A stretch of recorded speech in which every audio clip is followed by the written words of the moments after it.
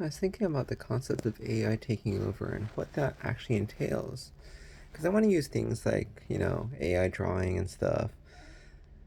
And I was thinking, well, if I use it, create a book, and somebody doesn't like it, they say, still, well, it's not a big deal because they could sue the company, right? That's the way it works. But in general, thinking how AI is going to take over the world and how they're going to create a lot of stuff that we currently have created by humans, right? Like books, music, all this stuff. Actually, a lot of music is probably already created, not with the human being writing all the notes. But it's like the Industrial Revolution back in the day when shoes before were made by a human, a shoemaker, and then afterward they were made in a factory. And they're all the same, mass produced, and much, much cheaper and accessible, and everybody could have shoes then, right? Whereas before you had to have money to have shoes because a cobbler is not free. Whereas a factory with people paid less than minimum wage or nothing at all, basically, and children working is pretty cheap. And it's like we look at mass produced things nowadays and we think about how we don't like them. We like stuff handcrafted. You look at stuff, you're like, oh, there we go. There's that defect. Ah, that's made by a human being, much more valuable. Or at least that's what some people would say. Because if you think about it, a lot of stuff actually is made by human beings in Asia or Africa, right? You see these ceramic cups, plates, and they're actually hand painted and they're still really cheap because they don't paint everything in Asia and Africa.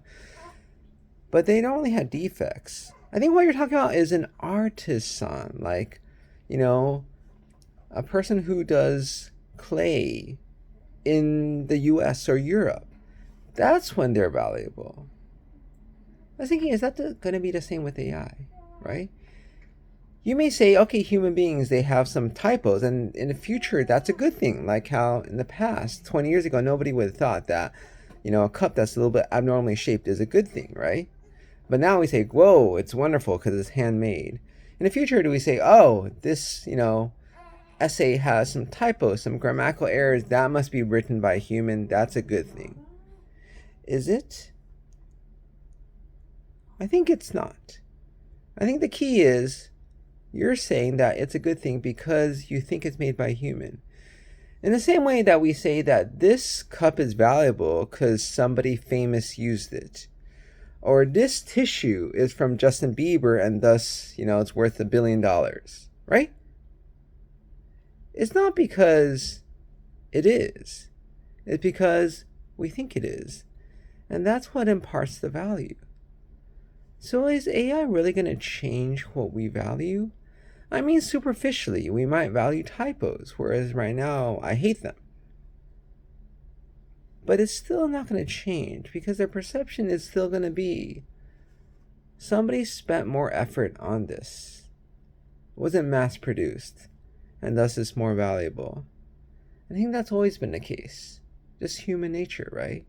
Somebody spent a lot of effort, you value it. You don't know they spent a lot of effort, you don't. Psychology.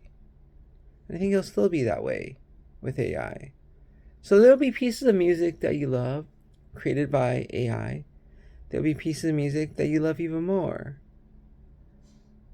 because your favorite artist made them, or because it has some meaning to you, because it's played at a certain place. You were with a certain person who doesn't exist anymore. But value is your perception of how this was created, who created it, how it came about, whether or not that makes a good story for you.